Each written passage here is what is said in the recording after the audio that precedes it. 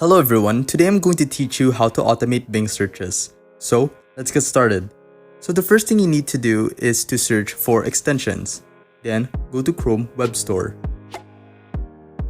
Then here on the search bar, type Reward Search Automator and then hit enter.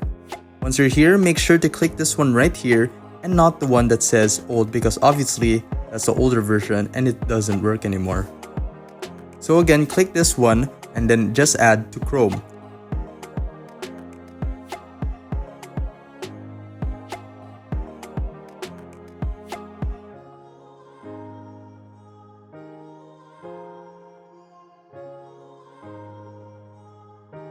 To check, just click this icon right here and you will find Reward Search Automator.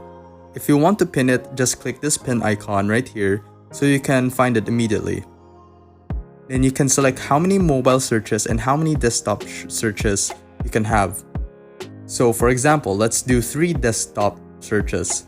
So once you're ready, just click on Perform Searches and it will now automatically search some random stuff for you to get points.